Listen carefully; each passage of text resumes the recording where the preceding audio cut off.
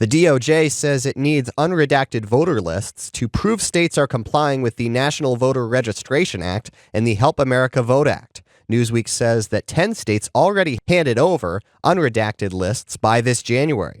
Metro News statewide correspondent Brad McElhinney says the DOJ demanded West Virginia's voter data. West Virginia twice said no to requests to turn over sensitive information to U.S. Department of Justice, and now DOJ is suing in federal court to get state voters' information like birth dates, residential addresses, driver's license numbers, and partial Social Security numbers. The West Virginia Secretary of State maintains that the U.S. Constitution preserves state control over election mechanics. Lawyers with West Virginia Secretary of State Kris allege the DOJ's pursuit of voter information relates more to immigration enforcement rather than voter rights. Two citizen organizations, the West Virginia Citizen Action Group and the West Virginia Alliance for Retired Americans, each have submitted filings in federal district court to push back on positions taken by the U.S. Department of Justice.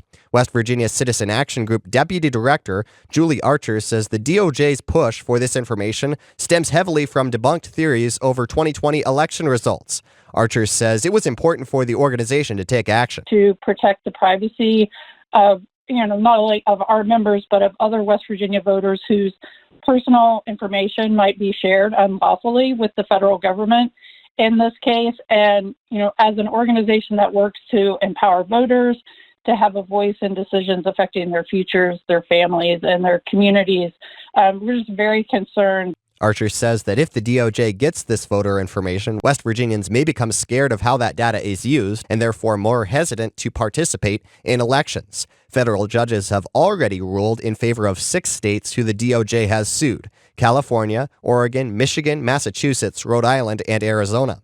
Arizona and West Virginia's situations have some similarities. The DOJ reached out to both states to ask for voter information, and both states told the federal government no.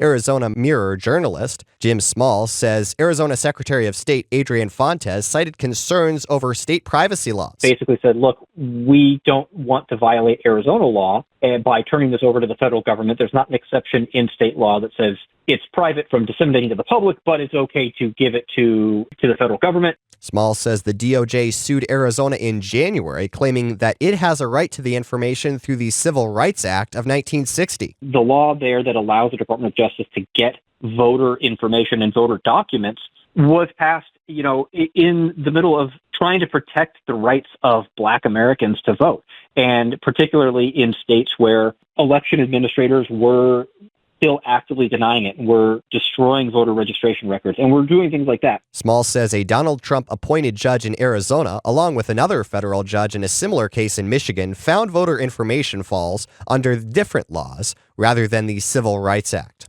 Small says the court found that law applies to documents given to election officials, not the documents election officials create. There are national concerns about how the DOJ plans to use this data, what it already has, and what it might do with other data.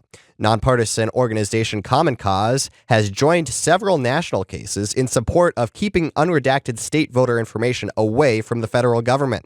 Vice President of Policy Carol Evans says Common Cause is worried who the DOJ would share the information with. We think that the Department of Justice is using these data and potentially running people's information through databases created by other agencies for other purposes that are not reliable to determine voter eligibility. This enables them to potentially try to say who can and who can't vote to prevent eligible American citizens from casting their ballot.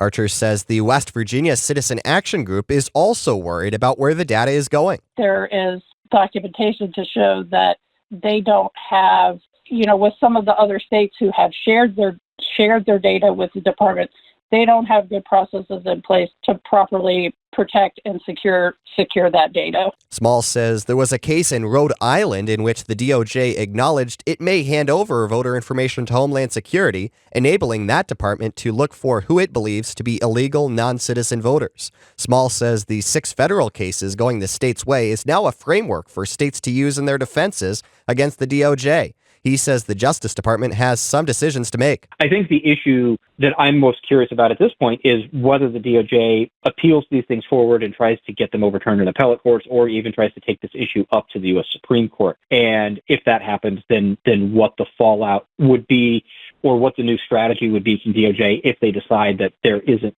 going to be a legal path forward. For Metro News Decision 2026, I'm Jack Carlson.